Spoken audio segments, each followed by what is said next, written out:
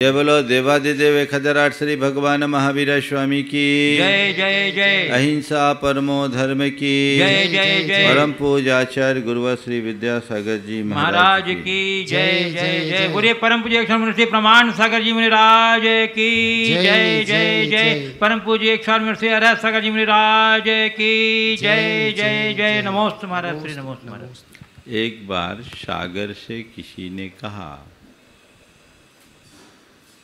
कि देखो ये सूरज कितना निर्दय है, तुम्हारे साथ कितना बुरा व्यवहार करता है, तुम्हें पूरी तरह सुखाने की कोशिश करता है, तुम्हारा सारा पानी खुद वो हड़प लेता है।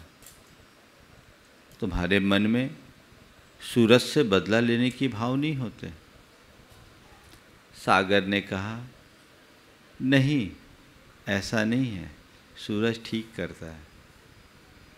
नहीं, ऐसा नहीं है, सूरज ठीक करता है, वो मेरे पानी को हड़पता नहीं, मैं उसे उदारतापूर्वक अपना पानी देता हूँ।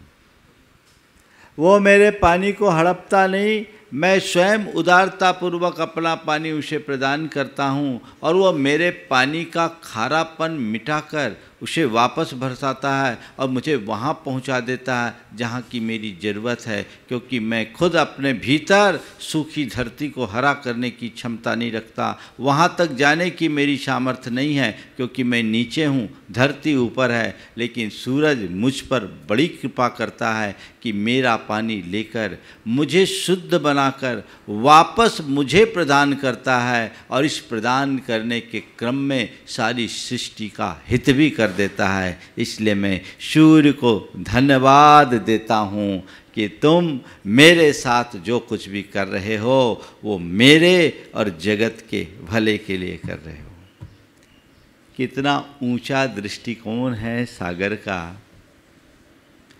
क्या ऐसा दृष्टिकोण रखा जा सकता है? प्रकट रूप में देखा जाए तो स्पष्ट दिखता है कि सूरज सागर को सुखाता है, सोखता है, उसके पानी को सोखता है। एक प्रकार से देखा जाए तो समुद्र का खून चूस रहा है। लेकिन ऐसे सूर्य के प्रति भी सागर का इतना उदार दृष्टिकोण कोई सामान्य बात नहीं है।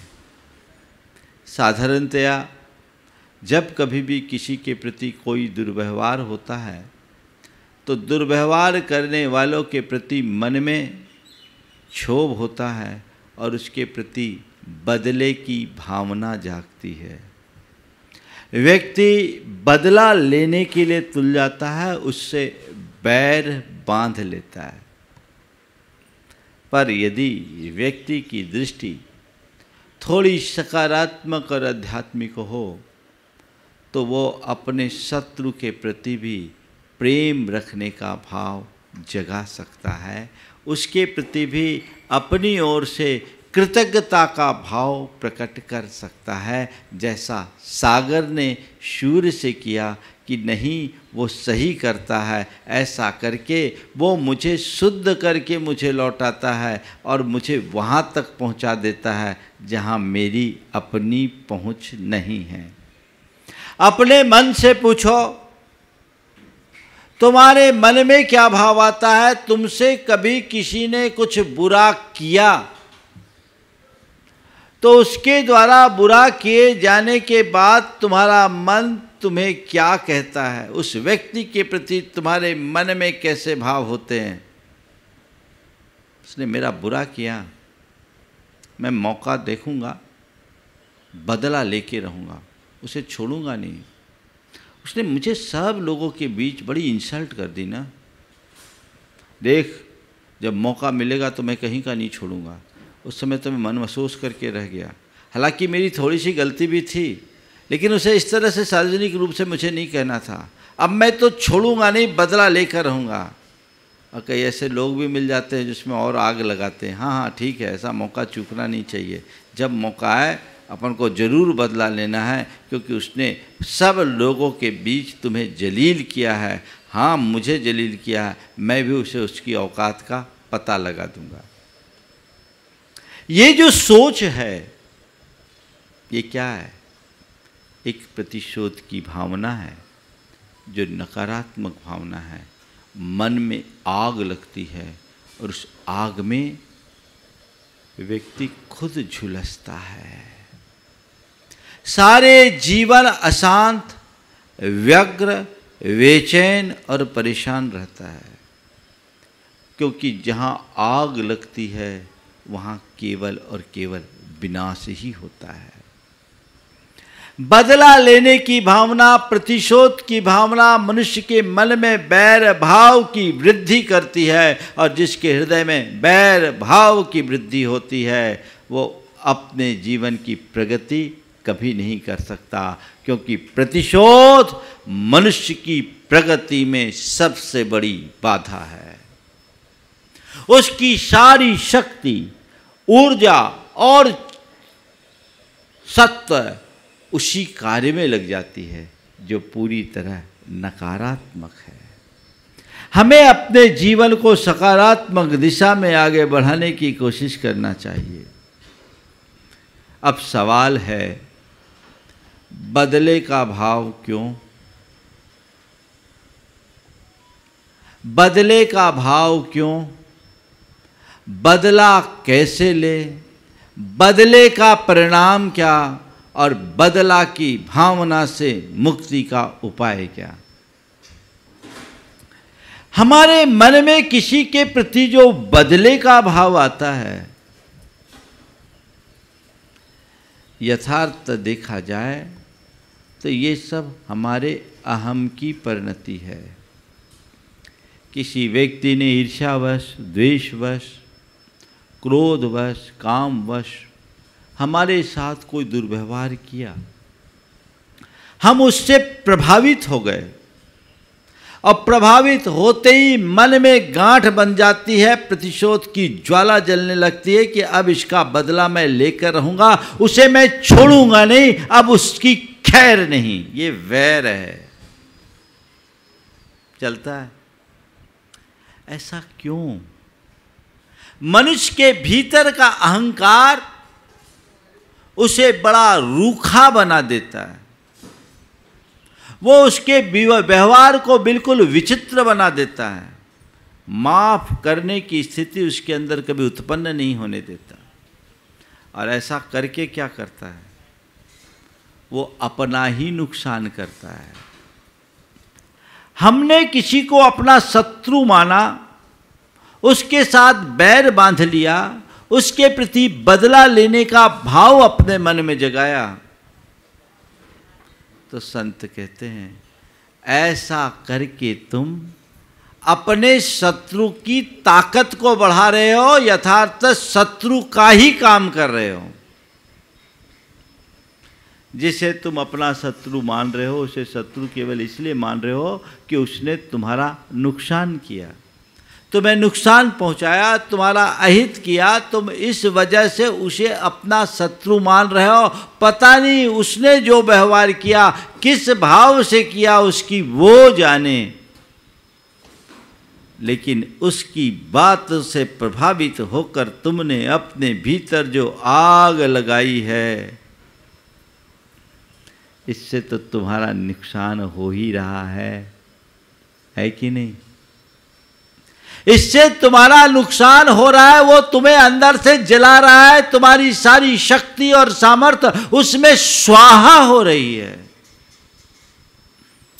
काश इस बात की पहचान होती तो मन में ऐसे दुर्भाव कभी उत्पन्न नहीं होते। कभी अपने अंतर मन को टटोल कर देखो, जब कभी किसी के प्रति तुम्हारे मन में बदले का भाव उत्पन्न हुआ है तो तुम्हारी मनस्थिति क्या रही? शांत रही, सहज रही, या व्यग्र और परेशान? अगर कोई व्यक्ति परेशान हो रहा है तो उसके शत्रु को हर्ष ही होगा ना। शत्रु का चाहता क्या है? सामने वाला परेशान हो। उसने एक सिगुफा छोड़ा, तुमने उसे पकड़ लिया और अब तुम परेशान हो रहे हो, तो तुम अपना काम कर रहे हो या शत्रु का काम कर रहे हो, विचारने की बात है।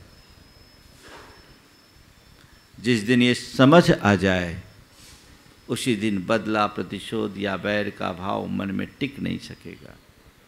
बैर का भाव कभी आएगा नहीं, ये बदले की भावना हृदय में जगेगी नहीं। एक अज्ञानी और ज्ञानी में इतना ही अंतर है, अज्ञानी बातों को पकड़ करके बैठता है और ज्ञानी उन्हें नज़रअंदाज कर देता है। हमारे मन में बहुत सारी चीज़ें अच्छी भी होती है, बुरी भी होती है, पर जब हमारा चित्त अहम से प्रेरित होता है, अच्छी बातों को कदाचित भूल जाए, बुरी बातों को हमेशा ताजी रखता है, गांठ बांध कर रखता है। उसने मुझसे आज से साल भर पहले ऐसा कहा था, अब मैं उसका बदला लूंगा, मौका पाते ही उसे चारों खाने चित्त कर दूंगा। साल भर पहले क्या, 10 साल और 20 साल पहले की भी बात करते कि हिसाब चुकता करूंगा। ये अज्ञान ही तो है। किससे हिसाब चुकता करोगे? ये तुम्हारा अज्ञान है, और इस अज्ञान से जब तक तुम प्रेरित रहते रहोगे तब तक तुम्हारी ऐसी परिणति बनी ही रहेगी। संत कहते हैं कभी भी किसी के प्रति बदले का भाव मत रखो, क्योंकि ध्यान रखना बदले का अंत हमेशा बुरा होता है। आए दिन आप लोग समाचार पत्रों में पढ़ते हैं कि बदले के भाव से ग्रसित होकर लोग कितना अहित कर लेते हैं। अभी कुछ दिन पहले एक समाचार मुझे किसी ने बताया कि एक व्यक्ति के मित्र ने अपनी महिला मित्र से प्रताड़ित होकर आत्महत्या कर लिया। मित्र ने मित्र से प्रताड़ित होकर आत्महत्या कर लिया। ये बात उसके मित्र को बैठ गई गहरी। उसने ठान लिया कि मैं अपने मित्र का बदला लेकर रहूँगा। उसने उस लड़की की हत्या कर दी।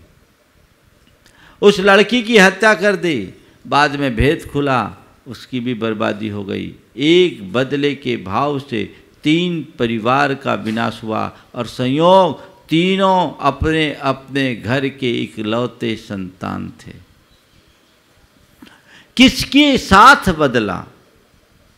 संत कहते हैं बदला लेने का क्या मजा, मजा तो तब है जब सामने वाले के दिल को बदल डालो।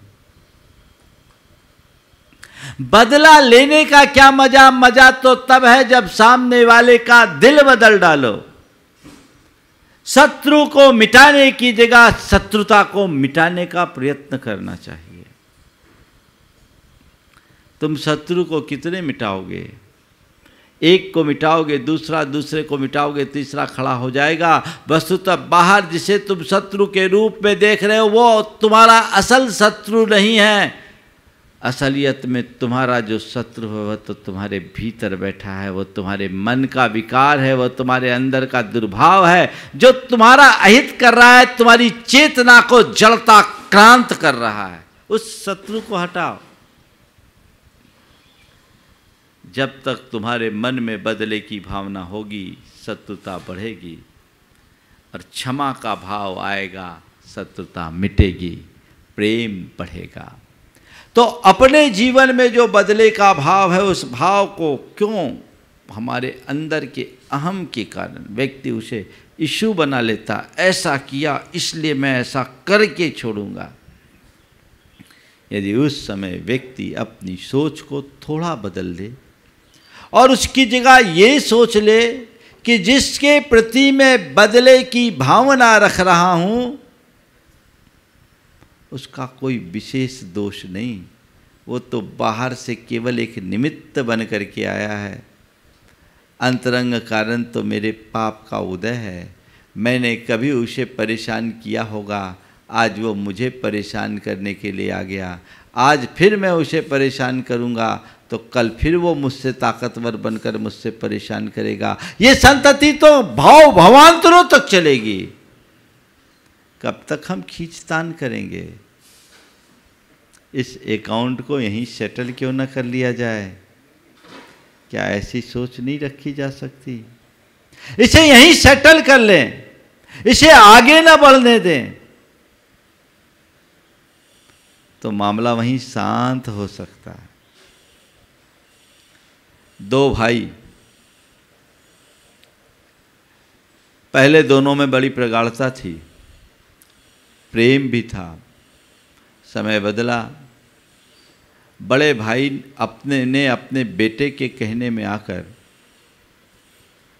छोटे भाई के साथ धीरे धीरे दुर्व्यवहार करना शुरू किया, और दुर्व्यवहार करते करते करते एक दिन उसे अलग ही कर दिया। और अलग भी ऐसे वैसे नहीं किया, उसे घोर अपमानित करते हुए किया। भाई को अपमानित करके जब उससे अलग किया, संपत्ति भी हड़प ली, अपने उसके हक की संपत्ति का 10% भी उसे नहीं दिया। जब उसे अलग कर दिया गया तो भाई के बेटे के मन में बड़ा क्षोभ हुआ। उसने कहा, मेरे बड़े पापा ने मेरे पापा का अपमान किया और हमारी संपत्ति हड़पी है, अब हम इसका बदला लेकर के छोड़ेंगे। मन ही मन उसने गांठ बांध ली और बदला लेने के क्रम में उसने अपने बड़े पापा के बेटे को यानी अपने भाई की हत्या के लिए सुपारी भी दे दी। अभी अंदर ही अंदर चल रहा है सब कुछ, किसी को पता नहीं, पर उसने ऐसा कर लिया। जब व्यक्ति ज़्यादा स्वयं को अपमानित महसूस करने लगता है और अंदर प्रतिशोध की ज्वाला जल उठती है, तो वो किसी भी स्तर तक जाने को आमादा हो जाता है। अपने भाई के हत्या का मन उसने बना लिया, और मन ही नहीं बनाया, कार्यवाही भी कर दी। पर संयोग से उसके पिता को इसका पता लग गया। पता क्या लगा? खुद उसने एक दिन व्यक्त कर दिया। जैसे ही पिता ने ऐसा सुना, उसने अपने दोनों कानों में उंगलियां डाल दी। बोले, बेटा ये क्या कर रहा है? किसके लिए तू किसका खून कर रहा है? अपने ही भाई का खून कर रहा है, जिनका एक खून है। चंद संपत्ति के पीछे इस तरह का खून करने का अंजाम क्या होगा तुझे पता है?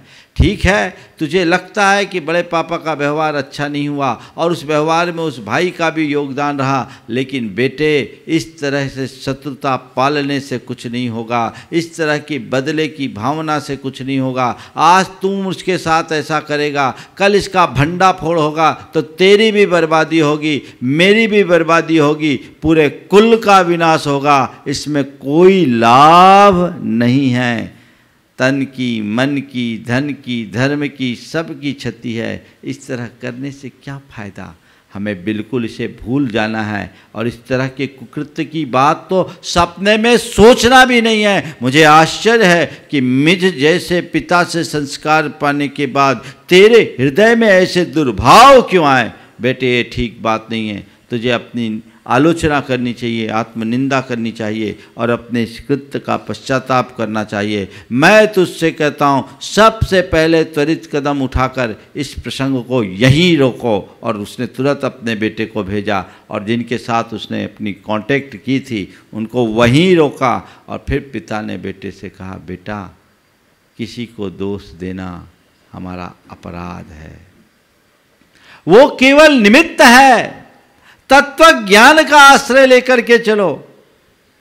हम लोगों को कोसते हैं, पर यह मान करके चलना चाहिए कि दुनिया में बहुत से लोग केवल एक निमित्त बनकर हमारे जीवन में आते हैं। जो एक परिणति का शिकार होता है, नियति का शिकार होता है, वो आ गया और हम उससे प्रभावित होकर के वापस उसी चक्र में चलेंगे तो हमारे कर्म बंध के ये चेन निरंतर चलते जाएगी, ये श्रृंखलाबद्ध होते जाएगी। फिर हम अपने आप को कभी मुक्त नहीं कर सकेंगे। इसे तुम इस तरीके से न देखो कि उन्होंने हमारे साथ बुरा किया। ये सोचो कि हमारा पुराना जो कर्म का निमित्त था वो सेटल हो गया, हमारा कर्म का अकाउंट सेटल हो गया। और इसे दूसरे अर्थ में ऐसे भी देखा जा सकता है कि ये हमें अब अपने आप को साबित करने का अवसर मिला है। हम चलेंगे, अब हमारे पास जो खो गया उसकी तरफ ध्यान नहीं देना है, जो बचा है उसके बल पर हम अपने आप को वापस खड़ा भी कर सकते हैं।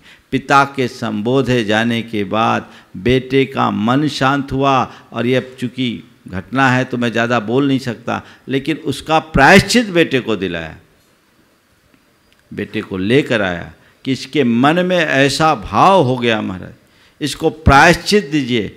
वो घटना ठीक हो गई, वो बच गया, तो उसका पुण्य था, नहीं तो कुछ का कुछ और हो सकता था। मैंने जब सुना तो अपना माथा पिकड़ करके रह गया कि देखो कैसे कैसे भाव द्वेष की प्रबलता में उत्पन्न हो जाते हैं। मनुष्य किसी भी हद तक पहुंचने के लिए तत्पर हो जाता है। ये बदले का भाव बहुत खतरनाक, बैर बन जाए, गांठ बन जाए, कभी न खुलने वाली गांठ। पारसनाथ भगवान का इतिहास तो हमने पढ़ा ही है। 10 भवों तक उनके पीछे उनका बैरी पड़ा रहा। तुम अपने जीवन में एक ही लक्ष्य बनाओ, मैं अपने जीवन में मित्र न बना सकूं तो कोई बात नहीं, कम से कम शत्रु उत्पन्न नहीं करूंगा, किसी के साथ दुश्मनी का भाव नहीं रखूंगा। आपको बचाने का प्रयास करो तो जीवन में एक अलग दिशा प्रकट होगी, एक अलग मज़ा होगा। लेकिन ऐसा बहुत कम लोग कर पाते हैं।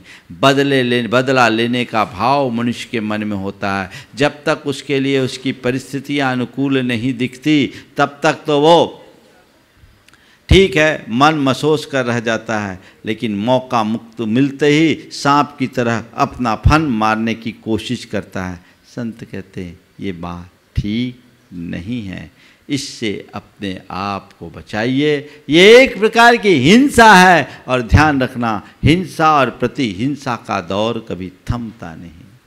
उसे अहिंसा से ही दूर करे। जो तुम्हारे साथ दुर्व्यवहार किया उसके प्रति तुम दया का भाव लो, उसके प्रति तुम क्षमा का भाव रखो। दया और क्षमा का भाव रखने वाले व्यक्ति किसी से बदला लेने के भाव नहीं रखते, उसे वहीं समाप्त कर देते हैं। ठीक है, मैंने उसे क्षमा किया, किसी ने मुझे कुछ बोल दिया तो बोल दिया, मैंने उसे क्षमा किया। और हमारे यहाँ तो ऐसे भी अनेक उदाहरण हैं जिसमें शत्रु के प्रति भी मित्रता का भाव रखा गया, शत्रुत्व के प्रति भी और सहयोग का भाव रखा गया। हमें ऐसा दृष्टिकोण रखना चाहिए, हर व्यक्ति के प्रति सकारात्मक बुद्धि अपने मन में रखिए। तो महाराज ऐसे हमारे साथ कोई भी कुछ कर ले और हम उसका कोई प्रतिवाद न करें, कोई प्रतिशोध न करें, तो फिर उससे उसको बढ़ावा नहीं मिलेगा। मैं कहता हूँ ठीक है, प्रतिशोध न करने से तुम्हारे कहे अनुसार उसको बढ़ावा मिलेगा, पर मैं पूछता हूँ प्रतिशोध लेने से क्या वो उसका अंत होगा? आग में घी डालोगे तो आग बढ़ेगी या बुझेगी? हाँ, बढ़ेगी ना। अगर किसी ने तुम्हारे साथ बुरा किया है, उसका अंत करना चाहते हो, तो उसके मन के उस द्वेष को निकालने का प्रयत्न करो, उसकी उस बुराई की जड़ मिटाने की कोशिश करो, जो तुम्हारे प्रेम पूर्ण सद्व्यवहार से ही संभव है। कहते हैं मारना हो गर किसी को मार दो एहसान से, क्या मिलेगा अगर किसी को मार दोगे जान से। मारना हो गर किसी को मार दो एहसान से, क्या मिलेगा अगर किसी को मार दोगे जान से। जान से मारा हुआ वापस कभी आता नहीं, और एहसान से मारा हुआ फिर सिर उठा सकता नहीं। ये स्थितियां हैं। देखिए, एक सकारात्मक सोच रखने वाला व्यक्ति कैसे अपने वैरी का हृदय बदलता है, बैरी का हृदय बदलता है। एक डॉक्टर मेरे संपर्क में, उस डॉक्टर के परिवार का एक परिवार से खानदानी वैर था। खानदानी वैर होता है, प्रतिद्वंद्विता रहती है, आपस में वैर चल रहा था। संयोग ऐसा हुआ कि उस परिवार में एक 4 साल के बच्चे की स्थिति अत्यंत गंभीर हो गई। रात के 11 बजे उसके पेट में भयानक दर्द, सब लोग परेशान। छोटा सा गांव था, कोई साधन नहीं, अब क्या करे, कहाँ ले जाए, क्या करे। सब तरफ अफरा तफरी की स्थिति बन गई। दोनों का घर एक दूसरे के साथ जुड़ा, दीवार से दीवार लगी थी, दूरी बड़ी थी अंदर की, दीवार से दीवार लगी थी, दूरी बड़ी थी अंदर की। और वो जो डॉक्टर था वो बच्चों का डॉक्टर था। अब सामने वाले की बात आई, इससे कहें कैसे।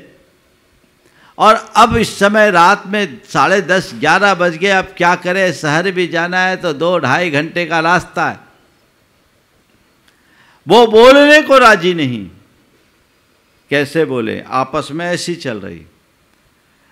लेकिन डॉक्टर को किसी से पता चला कि हमारे पड़ोसी भाई के बच्चे के पेट में बहुत पीड़ा है, तकलीफ है। वो खुद आगे होकर बिना बुलाए चला गया। जब वो गया तो पहले तो आश्चर्य हुआ, आश्चर्य होने के बाद देखा तो मन में शक भी हुआ, कहीं कोई उल्टी दवाई न दे दे। बड़ी विचित्र हालत है, कहीं कोई उल्टी दवाई न ले ले, ये बदला लेने के लिए ना आ जाए। लेकिन थोड़ी ही देर में डॉक्टर के व्यवहार से सब लोग संतुष्ट हुए। उसने कहा, देखिए हमारे और आपके परिवार में जो भी लड़ाई है वो लड़ाई अपनी जगह है, पर इस बच्चे का इसमें कोई दोष नहीं। और मैं समझता हूँ नियति ने इस बच्चे के माध्यम से हमारी लड़ाई को हमेशा हमेशा को ख़त्म करने के लिए ये लीला रचा है। हम इस बच्चे की आप चिंता नहीं करिए, ये आपका ही बेटा नहीं, हमारा बेटा है। वो 1.5 से 2 घंटे तक बेटे के पास रहा, उसको इंजेक्शंस लगाए, दवाई दिए, उससे उसको आराम मिला। आराम मिलने के बाद बच्चे को जब ठीक हुआ, ठीक दूसरे दिन उसने चला करके बच्चे के बारे में पूछा। डॉक्टर के इस व्यवहार का पूरे परिवार में बड़ा सकारात्मक प्रभाव पड़ा और लोग भी चाहते थे कि इनकी बुराई मिटे। और बैठा करके दोनों परिवार का मनोमालिन्य दूर हो गया, हमेशा हमेशा का वैर समाप्त हो गया। आज दोनों परिवारों में खुशहाली है। यदि मनुष्य के अंदर कसाई की गांठ होती है तो फिर तो ऐसे मौके को ही तलाशता, मरने दो, अच्छा है, हो जाने दो, ठीक है, सजा मिलनी चाहिए इसको, खूब ऐंठता है, अब भी हम देखेंगे क्या होगा, डॉक्टर से बैर लेने का मजा क्या होगा। ये सब नकारात्मकता है। जो मनुष्य उदार चरित्र होते हैं वे जीवन में कभी इस तरह की नकारात्मक वृत्ति को अपनाते ही नहीं। हमें अपने अंदर ऐसी सकारात्मकता को विकसित करना चाहिए। मैं आपसे कहता हूं, जिसके प्रति तुम्हारे मन में द्वेष है और शत्रुता का भाव है, यदि उससे भी तुम सकारात्मक व्यवहार करोगे, क्षमा का भाव रखोगे, तो उसका हृदय बदलेगा। तो बदला लेना है या बदलना है, आपको तय करना है। बदला लेने में बैर बढ़ेगा और बदल डालने में प्रेम। तय तुम्हें करना है, क्या चाहिए, बैर या प्रेम, बैर या प्रेम। बदला कषाय से आविष्ट होकर के व्यक्ति अपने अहंकार से प्रेरित होकर के करता है, बदला का परिणाम सर्वनाश हो जाता है। और यदि हम हृदय बदल दें तो जीवन बदल जाता है। ध्यान रखना, किसी से बदला लोगे भी तो उसका मज़ा केवल एक दिन का होता है, पर क्षमा कर देने का प्रभाव सारे जन्म भर चलता है। बदला लेने का मज़ा केवल एक दिन और क्षमा कर देने का मज़ा पूरे जीवन भर चलता है। तो क्यों ना हम जब कभी ऐसी स्थिति उत्पन्न हो तो हम किसी के प्रति बदला लेने का भाव न रखें। बदला नहीं लेना, बदलना। हाँ, इसका मतलब ये भी नहीं कि हमारे साथ कोई कैसा भी व्यवहार करते रहे हम उसके साथ वैसे ही बने रहें जैसे सामान्य दिनों में। नहीं, अगर कोई व्यक्ति तुम्हारे साथ दुर्व्यवहार करता है, किसी की विचारधारा तुम्हें विरुद्ध दिखाई पड़ती है, तो तुम उससे सतर्क रहो, सावधान रहो, उस पर भरोसा मत करो, उस पर विश्वास मत करो, लेकिन उसके प्रति मन में गांठ मत रखो, उसे हटा दो। अपने दिमाग में उसको बोझ मत बनाओ, क्योंकि वो तुम्हारा नुकसान करेगा। जीवन में सकारात्मकता को विकसित करो। एक भिखारी एक हवेली में भीख मांगने के लिए गया। बहुत देर से कह रहा था कि कुछ दे दो, कुछ दे दो, कुछ दे दो, 3 दिन का भूखा हूँ, कुछ तो दे दो। कहा गया यहाँ कुछ भी नहीं है, आगे जाओ, यहाँ कुछ नहीं, आगे जाओ।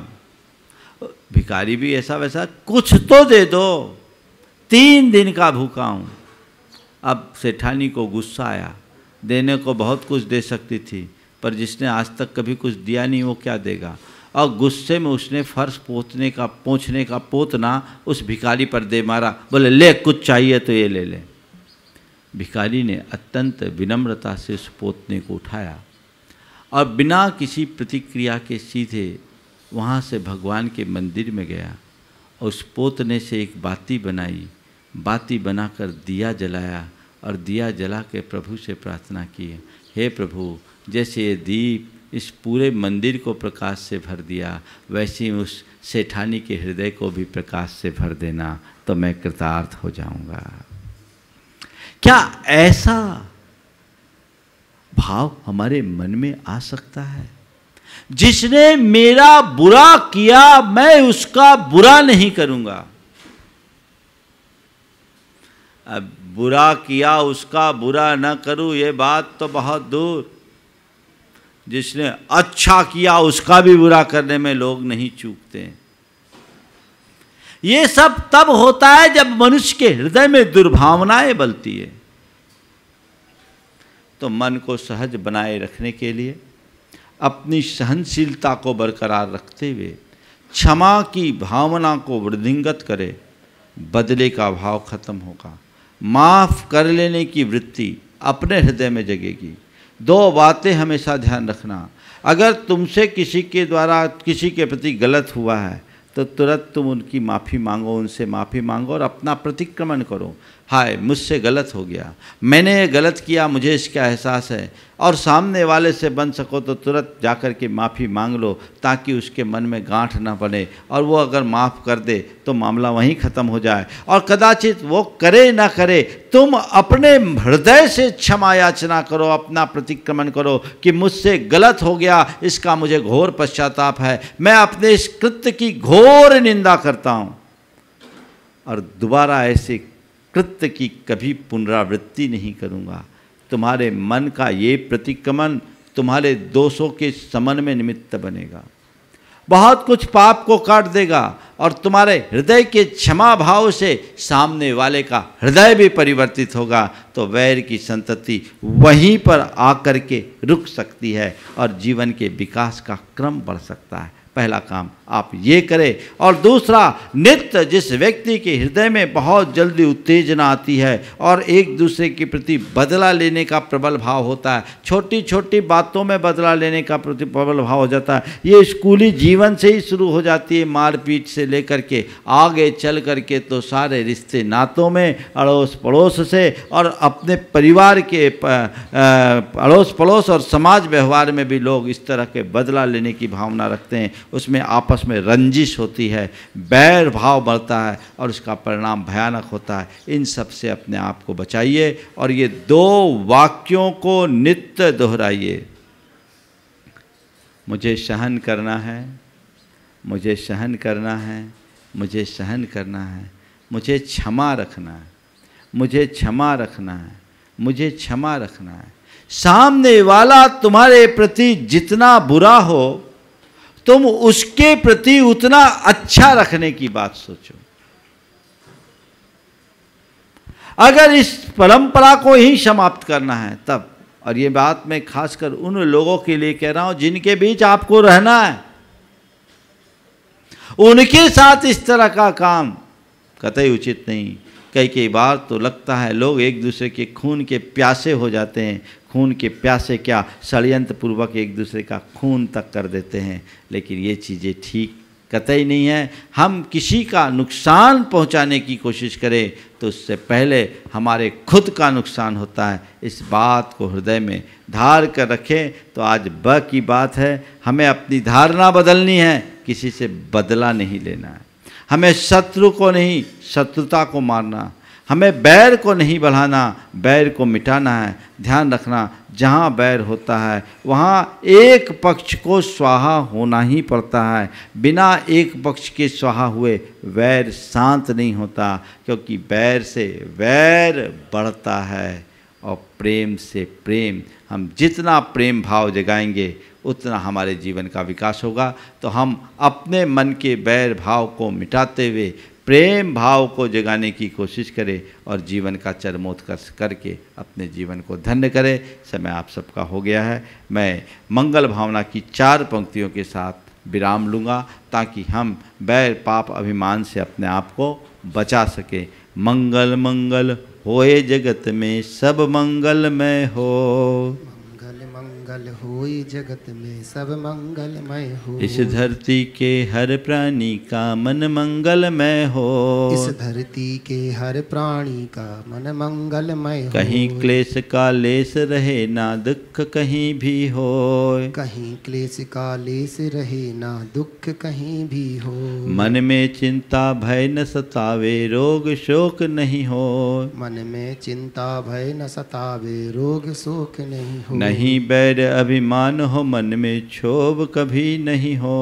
नहीं बैर अभिमान हो जब क्षोभ कभी नहीं हो। मैत्री प्रेम का भाव रहे नित मन मंगलमय हो। मैत्री प्रेम का भाव रहे नित मन मंगलमय हो। मंगल मंगल होए जगत में सब मंगलमय हो। मंगल मंगल होए जगत में सब मंगलमय हो। इस धरती के हर प्राणी का मन मंगलमय हो। इस धरती के हर प्राणी का मन मंगलमय हो। जय बोलो परम पूज्य आचार्य गुरु श्री विद्यासागर जी महाराज।